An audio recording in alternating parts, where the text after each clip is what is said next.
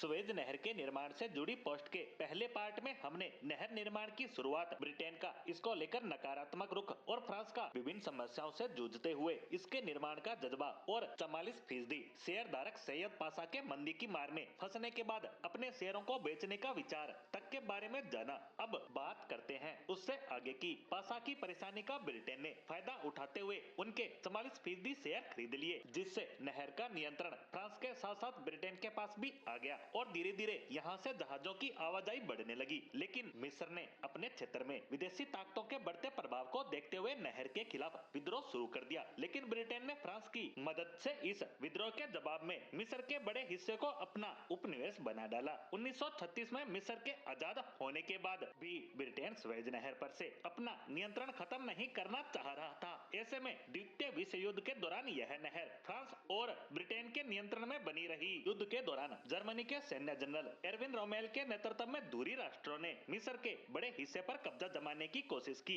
Italy और Germany का मानना था कि ऐसा करने से सुएज नहर से गुजरने वाले ब्रिटेन के जहाजों को रोका जा सकेगा, लेकिन ब्रिटेन ने अमेरिकी मदद से इस कोशिश को नाकाम कर दिया। नहर के लिए किए गए 99 साल के एग्रीमेंट के खत्म होने के साथ ही मिस्र ने मांग की कि नहर का नियंत्रण उसे वापस दे दिया जाए, जिस पर फ्रांस और ब्रिटेन को बेमन से राजी होना पड़ा। मिस्र के तत्कालीन राष्ट्रपति अब्दुल नासिर ने 1956 में सुएज नहर का राष्ट्रीयकरण कर दिया और इजराइल के जहाजों को सुएज नहर से गुजरने से रोक दिया, जिससे गुस्साए इजराइल ने सिनाई प्रायद्वीप पर हमला कर दिया और दोनों ही देशों में घमासान लड़ाई शुरू हो गई। बीच बचाव करने ब्रिटेन और फ्रांस ने इस क्षेत्र में अपनी सेनाएं भेजी, क्योंकि इस बहाने से उनका इरादा फिर से सुएज नहर पर कब्जा करना था। ऐसे में वास्तविक स्थिति बहाल करने के लिए संयुक्त राष्ट्र को हस्तक्षेप करना पड़ा, लेकिन यह शांति ज्यादा दिन कायम नहीं रह सकी और इजराइल ने 1967 में फिर से सिनाई प्रायद्वीप पर हमला कर दिया। लेकिन इजरायली शक्ति के सामने मिस्र अपने पुराने रुख पर कायम रहा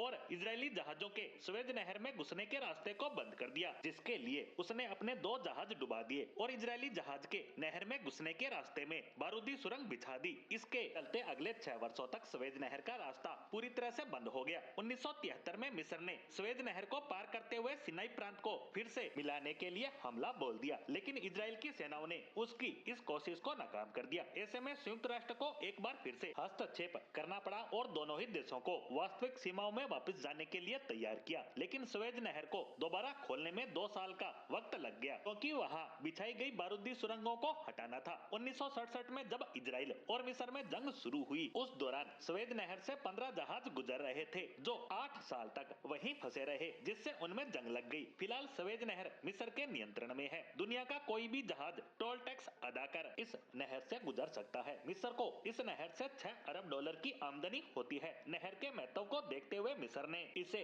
चौड़ा करने के साथ ही कुछ नए रास्तों पर काम शुरू किया है, क्योंकि यहाँ से रोजाना स्थान में जहाज गुजरते हैं और ये आंकड़ा लगातार बढ़ता ही जाएगा, क्योंकि ये रास्ता मिस्र की आमदनी का एक बहुत बड़ा जरिया है। ऐसे में मिस्र इस क्षेत्र को डेवलप करने के कई मेगा प्रोजेक्ट चला रहा है।